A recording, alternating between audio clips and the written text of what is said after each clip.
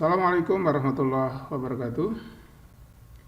Kita akan bahas tentang reaksi pembatas. Apa itu reaksi pembatas? Ya.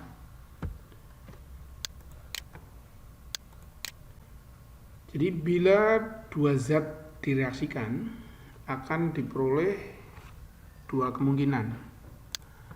Kemungkinan pertama, reaksinya itu akan tepat habis bereaksi, tidak ada sisanya. Reaksinya habis bereaksi menjadi zat hasil semuanya.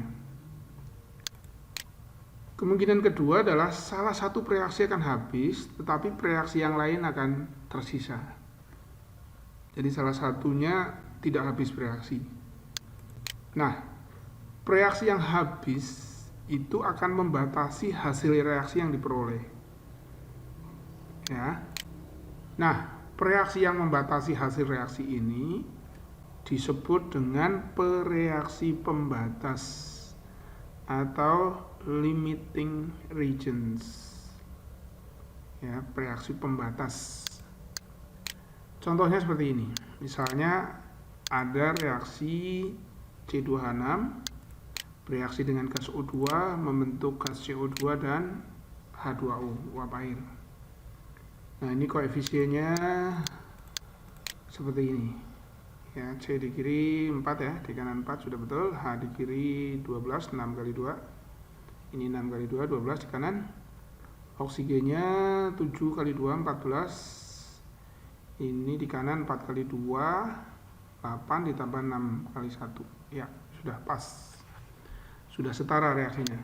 Nah, misalnya di awal reaksi C2H6-nya ada 21 mol, tersedia 21 mol C2H6-nya. Oksigennya juga tersedia 21 mol. Nah, tentu saja CO2-nya dan H2O hasilnya belum ada karena di awal ya, belum direaksikan. Nah, ketika bereaksi, maka perbandingan koefisien reaksi ini 2, 7, 4, 6 itu setara dengan perbandingan molnya. Ya, perbandingan koefisien reaksi itu setara atau sebanding dengan perbandingan molnya. Misalnya C2H6-nya 2 mol, maka oksigennya 7 mol. Ya. Nah, misalnya C2H6-nya 21 mol, maka oksigennya 21 bagi 2 kali 7. Nah, ini kurang ini. Ini kan cuma 21 mol. Ya kan? Nah, katakanlah yang dipakai ini oksigennya nih. Kalau 21 mol oksigennya, koefisiennya 7, C2H6-nya berapa? Berarti 21 dibagi 7 kali 2. 21 mol dibagi 7 itu berarti 3 ya. 3 kali 2 berarti 6 mol. Nah, CO2 yang dihasilkan ya sama 21 bagi 7 kali 4. 3 kali 4 12. H2O-nya 21 bagi 7 kali 6. 3 kali 6 18 mol. Jadi yang bereaksi ini setara dengan ya, mol yang bereaksi itu setara dengan perbandingan koefisien. Nah, pada akhir reaksi ya, ketika reaksi berakhir C2H6 tersedia 21 mol, terpakai 6 mol. Terpakai untuk bereaksi 6 mol. Berarti kurang 6 mol. Sehingga tersisa 21 dikurangi 6 mol, 15 mol. Jadi masih ada sisa C2H6. Oksigennya 21 mol, tersedia 21 mol, terpakai 21 mol. Berarti habis, tidak bersisa.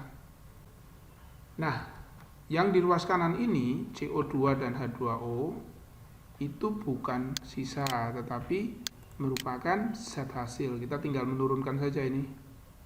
12 ya 12, 18 ya 18. Nah, ini yang habis ini ya, reaktan atau reaksi yang habis itu adalah O2. ini toh tidak bersisa. Itulah yang dinamakan pereaksi pembatas. Jadi pereaksi pembatasnya adalah O2 ya. Sedangkan ini C2H6-nya adalah pereaksi yang tersisa.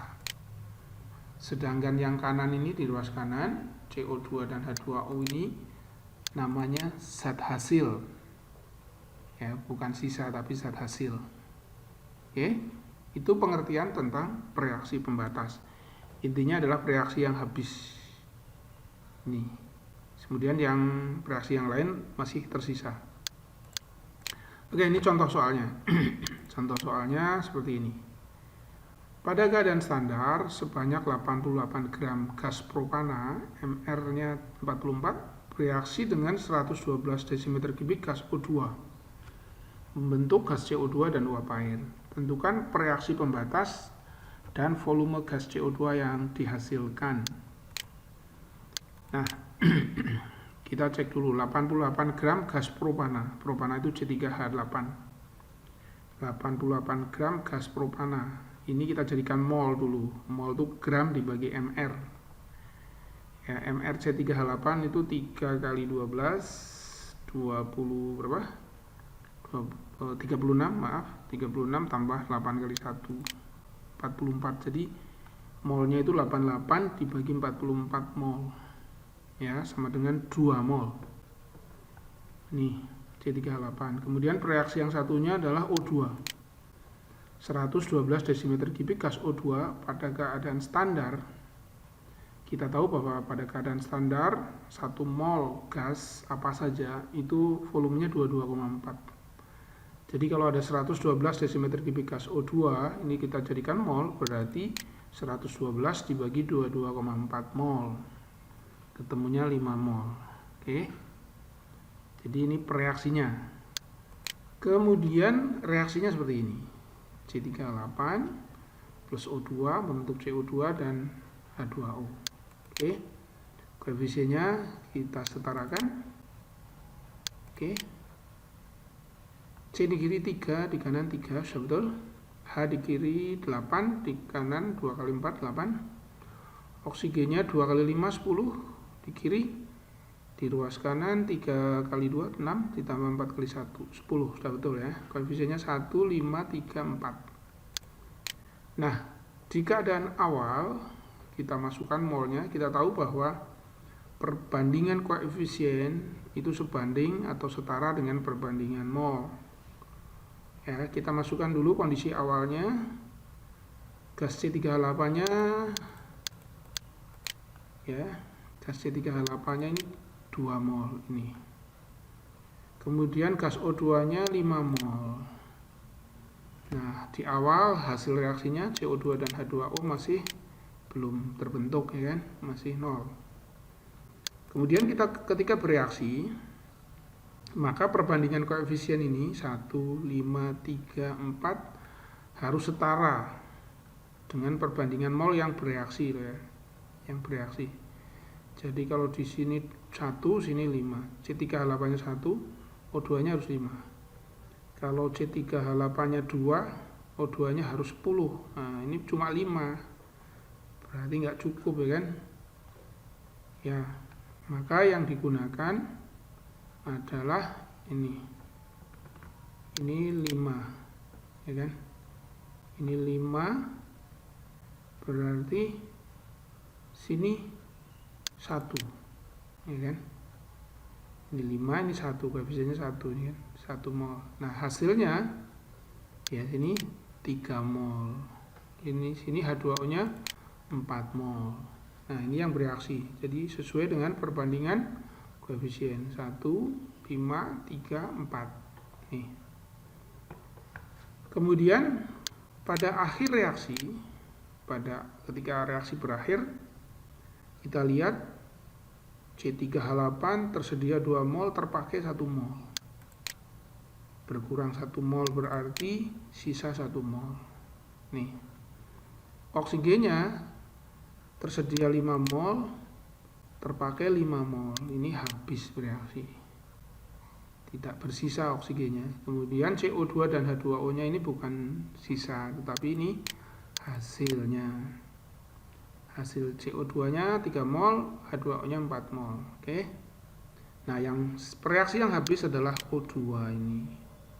Inilah yang dinamakan reaksi pembatas. Jadi reaksi pembatasnya adalah O2. Oke. Kemudian apa ditanyakan lagi? Volume gas CO2 yang dihasilkan. Gas CO2 nya ini 3 mol. Volume gas CO2 itu ini 3 mol. Nah, pada STP kan, pada keadaan standar 3 mol gas CO2 itu berapa liter? Nah, kita tahu bahwa pada keadaan standar 1 mol gas apa saja itu volumenya 22,4 liter. Sehingga molnya 3 kali 22,4 liter sama dengan 67,2 liter. Demikian, mudah-mudahan bermanfaat. Ini video ini saya buat pada saat pandemi corona. Jadi stay at home. Assalamualaikum warahmatullahi wabarakatuh.